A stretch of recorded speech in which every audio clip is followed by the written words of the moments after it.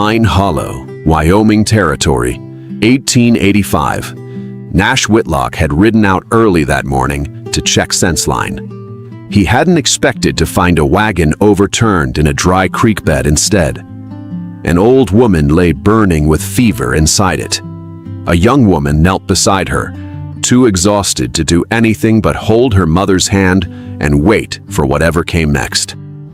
He'd carried Eleanor Prescott into his own house without asking permission from anyone. There hadn't seemed to be a version of that morning where he did anything else.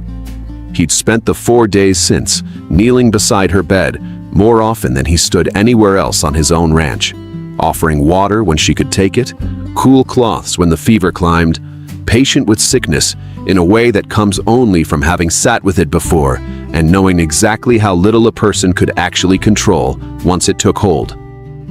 Rosalind Prescott stood in the doorway that fourth evening, watching him hold a tin cup steady against her mother's lips, her hand pressed flat against her own chest, as though she could hold her heart in place by force if it tried to break free of her. "The Seavers know better," she said, her voice thin with 4 days of no real sleep. "No," Nash agreed, not offering false comfort he didn't have any right to give. "But it's no worse either.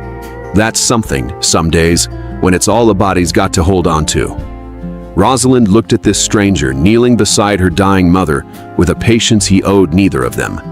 Watching him, she knew she was about to do something considerably more desperate than she'd have believed herself capable of 3 days earlier. Eleanor and Rosalind Prescott had left Ohio that spring, 6 months after Eleanor's husband died, leaving debts nobody had known about until the creditors arrived within a week of the funeral, taking the house, the furniture, and most of what Rosalind had believed, right up until that terrible month, to be a stable and comfortable life. Rosalind had spent those 6 months learning, piece by piece, exactly how much of the comfort she'd grown up with had rested on debts her father had never once mentioned. Kept quiet the way some men kept quiet about illness, hoping it might simply resolve itself before anyone else needed to know. A distant cousin in Oregon had written, offering room enough for both of them, work for Rosalind at the cousin's dry goods store, and Eleanor had insisted on making the journey despite her age, despite Rosalind's quiet worry that the trip itself might cost her mother more than the debts already had.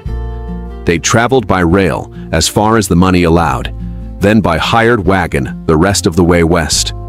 Eleanor growing frailer with every rough mile, though she'd refused, stubbornly, to let Rosalind see how much the journey was costing her, insisting each evening that she was simply tired, nothing more, the same word doing more and more work as the weeks wore on.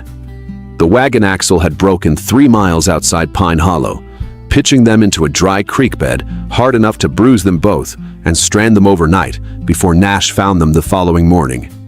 Eleanor had taken a chill in the night air that had settled, by the second day, into something considerably more dangerous than a simple cold. A fever that climbed and dropped and climbed again. A cough that rattled deep enough to frighten even the hired driver into leaving them behind rather than wait out whatever was coming. Taking his fee and his wagon and offering only a mumbled apology as he rode off toward the next town.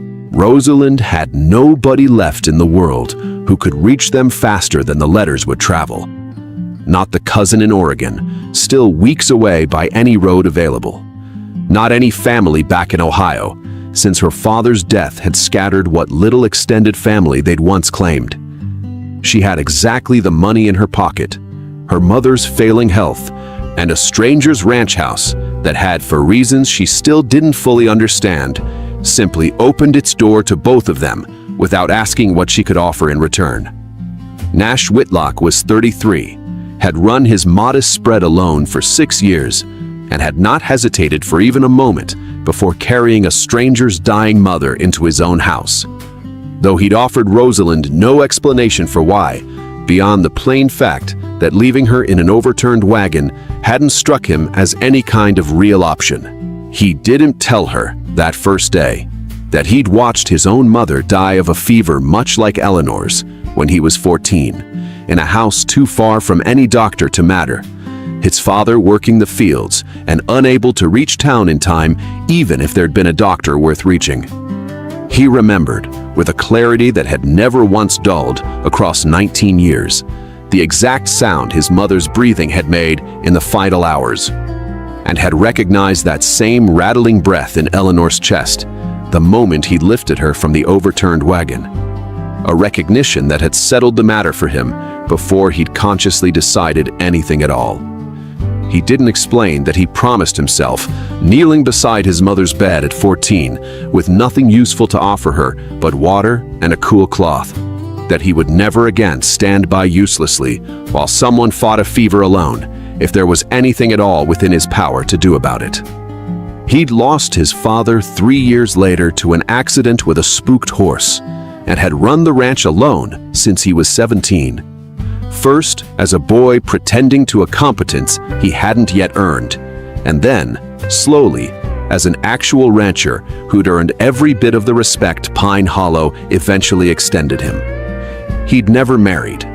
He judged most things in life, he'd have told you if you'd asked, by whether they could be fixed with steady enough hands and enough patience, or whether they couldn't be fixed at all, regardless of effort. A rancher's arithmetic he'd learned early and never quite unlearned, and love had always struck him as belonging uncomfortably to the second category. He watched Rosalind those first 4 days with a quiet attention he didn't examine too closely.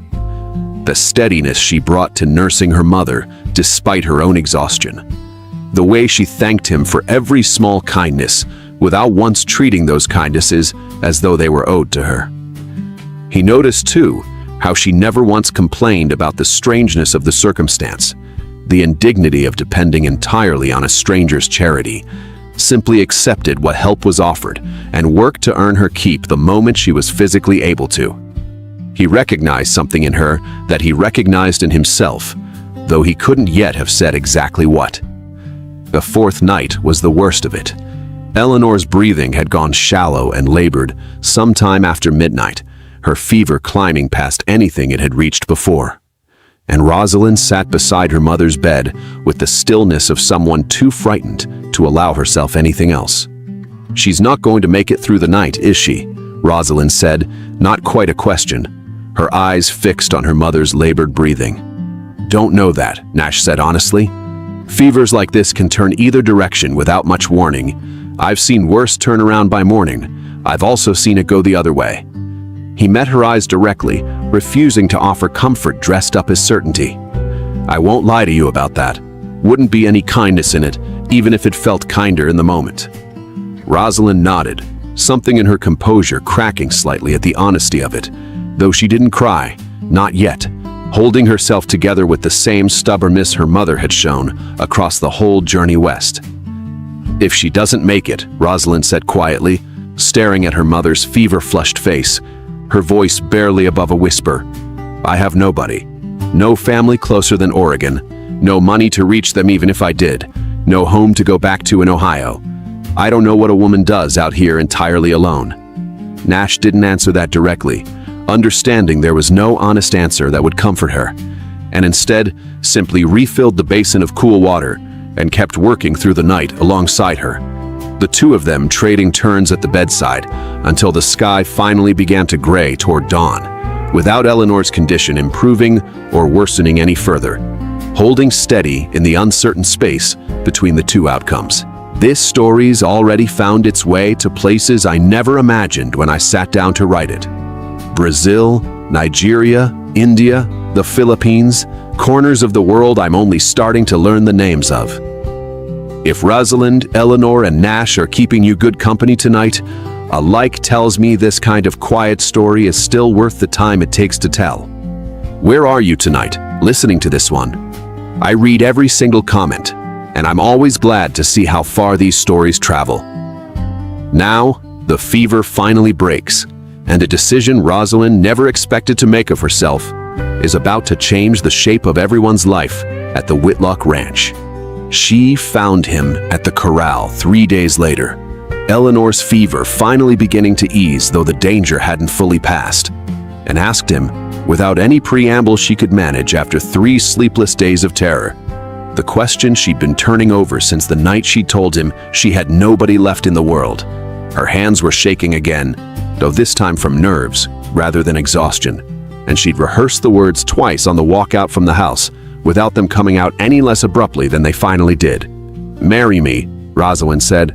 Nash turned from the fence rail, certain he'd misheard her. "I know how that sounds," Rosalind continued before he could respond, the words coming quickly now that she'd finally forced the first one out. "I know we've known each other 4 days, and I know you've no reason to want a stranger's daughter for a wife. But I have nothing, Mr. Whitlock. No family within reach, no money, no home to return to, and if my mother doesn't recover fully, no one at all to protect either of us, in a territory that doesn't offer a woman alone very many honest choices. I'm not asking because I've fallen in love with you in 4 days. I'm asking because you're the only person who's shown either of us real decency since my father died, and I'd rather build something honest with a decent stranger than gamble everything on hoping a kinder one comes along before it's too late." Nash was quiet a long moment, weighing the desperate courage it had taken her to ask against everything he understood about what a decision made in fear could cost a person later. Once the fear had passed, his eyes not leaving hers, even as he chose his words with obvious care. "I won't marry a woman who's asking me out of panic," he said finally, his tone gentle but unwavering, "and then wake up in a month resenting me for saying yes to it. Your mother's fever hasn't broken yet. You haven't slept properly in 4 nights. I don't think either of us is in any state to be making a promise that's supposed to last the rest of our lives." Rosalind's face fell, humiliation flooding in behind the desperation all at once. "I'm not refusing," Nash said. "I'm asking you to let your mother's fever break first and let yourself sleep a full night before you decide whether what you're asking for right now is what you'll still want once the fear isn't doing the deciding for you. If it is, if you still want it, once you've had a chance to think clearly, I'll marry you, and I'll mean every word of the vow when I say it. But I won't have you owe me a lifetime because you were frightened on a Tuesday and I happen to be standing nearby." "And if she doesn't recover," Rosalind said, "if I'm alone by the end of the week regardless, then you'll still have a place here," Nash said, "married or not. That much isn't conditional on anything you decide about the rest of it." Rosalind looked at him a long moment. Something in his plain refusal to take advantage of her fear landing harder than any romantic declaration could have managed. The honesty of it settling into her chest in a way she hadn't expected a rejection, even a gentle one, ever could. Eleanor's fever broke 2 days later, the crisis finally passing, and though she remained weak for weeks afterward, the immediate danger had lifted enough that Rosalind could finally sleep a full night for the first time in nearly a week. Eleanor, once she was lucid enough to piece together what had happened during the worst of her fever, asked her daughter directly what exactly had passed between her and the rancher who'd nursed her back from the edge of dying. Rosalind told her the truth, embarrassed now in the clearer light of her mother's recovery, that she'd proposed marriage to a stranger out of terror, and that he'd refused to accept it until she'd had time to think clearly. "That's the wisest thing I've heard from a man in longer than I care to admit," Eleanor said, her voice still weak, but her eyes sharp with the clarity of someone who'd nearly died and had opinions about what mattered because of it. "Any man willing to take a frightened woman's yes without checking first whether she meant it isn't a man worth marrying, Rosalind. This one sounds worth a second, clearer look." "I don't know what I actually want anymore," Rosalind admitted. "I asked out of fear. I don't know how much of what I felt was fear and how much was something else." "Then find out properly," Eleanor said. "You've got time now and a roof over your head while you work it out. That's more than either of us had a week ago."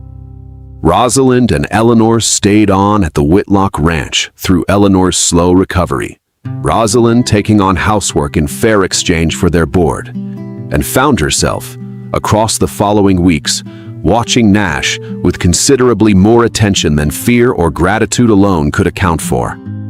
She noticed how patiently he explained ranch work to her when she asked, never once treating her questions as foolish, walking her through the logic of a fence line or a herd's grazing pattern with the same care he'd have given a hired hand who needed to actually understand the work rather than simply follow orders. She noticed how he'd taken to bringing Eleanor her tea each morning himself, a small kindness that cost him nothing, but clearly meant something to a widow who'd spent her whole recovery believing herself a burden on a stranger's household. Eleanor noticed it too, and had considerably less restraint about saying so out loud. That man brings me tea every single morning and has never once admitted he's doing it on purpose, Eleanor told Rosalind one afternoon, entirely too pleased with herself. Asks if I'd like some, as though the pot simply happened to be full, and he simply happened to be walking past my door at the exact hour I wake. I've raised children. I know deliberate kindness dressed up as coincidence when I see it. Maybe he simply likes tea, Rosalind said. Maybe, Eleanor said, arching one eyebrow. And maybe I was born in this territory instead of Ohio. Eleanor's amusement gave way to something more serious a few evenings later, sitting on the porch and observing the two of them with the sharp attention of a woman who'd raised a daughter and buried a husband and had strong opinions about what real affection looked like versus performed courtship. You watch him the way a woman watches a man she's decided she trusts, Eleanor told her daughter one evening, not unkindly. That's a different thing than watching him the way a woman watches her only escape from being alone. I'd know the difference, having done both in my own life at different times. How do you tell them apart? Rosalind asked. Trust doesn't disappear once the danger passes, Eleanor said. Escape does. Yours hasn't disappeared. I'd say that answers your own question better than I could. She paused, watching her daughter's face carefully. I was frightened when I married your father too, if I'm honest. Different kind of fear than yours, but fear all the same. It took me the better part of a year to work out whether what I felt was love or simply relief at not being alone anymore. I'd rather you took 3 weeks to work it out than a full year, if the same choice is in front of you now. Word had spread through Pine Hollow, as word inevitably does in a town that size, about the rancher who'd taken in 2 stranded strangers and the young woman who'd reportedly proposed to him within her first week under his roof. And not everyone in town extended the story the same generosity Eleanor had. Rosalind overheard 2 women at the mercantile speculating, not quietly enough, about what kind of woman proposed marriage to a man she'd known 4 days, their voices carrying easily over the shelves of canned goods between them, and felt the old humiliation rise up sharp and immediate, wondering whether the whole town now saw her as either desperate or calculating, with no room left over for any more complicated truth. She mentioned it to Nash that evening, more raw about it than she'd expected to be. Let them talk, Nash said. Town talked plenty when I ran this ranch alone for 6 years too, speculating about why a decent-looking man with a working spread hadn't found a wife yet. Talked plenty too about the driver who left you and your mother stranded, rather than wait out a bad cough. That story made its way through Pine Hollow inside a week, and not one person told it kindly. Man hasn't shown his face back in this county since, far as I've heard. People fill silence with whatever story requires the least imagination. Doesn't make the story true, whichever direction it points. Doesn't it bother you? Rosalind asked. Being talked about? Bothered me some when I was younger, Nash admitted. Learned eventually that the only opinion that actually needed satisfying was my own, and the opinion of anyone I genuinely cared what they thought of me. Everyone else's talk was just noise, passing through a town too small for better entertainment. And what's your own opinion? Rosalind asked carefully, watching his face for any sign he was simply saying what he thought she wanted to hear. Of the woman who proposed to you her first week here. Nash considered that seriously, the teasing gone from his voice entirely. That she asked out of fear the first time, he said, and I think if she asked me again today, she wouldn't be asking out of fear anymore. She found him at the same corral 3 weeks after the first time, Eleanor strong enough now to manage an evening on her own, and asked him again, though the words came differently this time, steadier, without the desperate rush of someone racing against fear. Her voice carrying the calm of a decision already fully made, rather than one still being fought for. "Marry me," Rosalind said again, "not because I have nowhere else to go. I could write to my cousin in Oregon tomorrow and likely still find a place there if I chose to.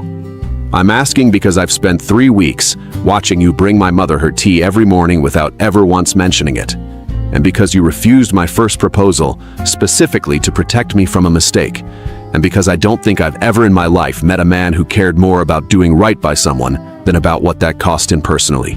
I love you, Nash Whitlock, entirely and without reservation, not out of gratitude and not out of fear. I've had 3 weeks to be certain of the difference, same as you asked me to take." Nash crossed the distance between them, something in his careful composure finally breaking loose into open feeling, years of guarded caution giving way all at once. "Then, yes," he said, "this time with my whole certainty behind it, same as yours, and not one shred of doubt left standing anywhere between us." Nash told her the whole of it himself, 3 nights before the wedding, sitting across from her at the kitchen table with 2 untouched cups of coffee going cold between them. "I never told you why I didn't hesitate that morning," he said, "carrying your mother in. Why it never once felt like a decision, more like something already decided long before I got there." "You don't have to tell me," Rosalind said, "not if it's hard." "I'd rather you heard it from me than pieced it together on your own," Nash said, and told her, his mother's fever, the 14-year-old boy kneeling helpless at her bedside with nothing but water and a cool cloth, his father too far off in the fields to reach town in time, the particular rattle in a dying woman's chest that he'd heard again, 19 years later, the instant he lifted Eleanor from that overturned wagon. "I promised myself, kneeling there at 14, that I'd never stand by useless again if there was anything in my power to do instead," he said. "Wasn't thinking about you or your mother specifically that morning on the road. Was just doing what I'd promised a boy a long time ago I'd do if I ever got the chance." Rosalind reached across the table and took his hand, the same steady grip she'd learned from 3 weeks of nursing her own mother back from the same kind of edge. "Then I'm glad you got the chance," she said, "even if it took losing everything to bring us to it." They married that autumn in a small ceremony at the ranch, with Eleanor seated in a place of honor near the front, fully recovered and telling anyone who'd listened that she'd known, watching her daughter's face on the 3rd week of their stay, exactly how the story was going to end, long before either of the 2 people living it had figured it out themselves. Eleanor stayed on at the ranch permanently, never quite well enough for the final leg of the journey to Oregon, and by her own admission, not particularly inclined to attempt it once she'd found a home worth staying in instead. She took over the kitchen garden the following spring, declaring the soil considerably better suited to proper vegetables than anything Ohio had ever offered her. The 2 women from the mercantile arrived at the wedding with a gift and a visibly rehearsed apology, stammering through something about how they hadn't meant anything unkind, only idle talk, the way Rosalind supposed most unkind talk always excused itself.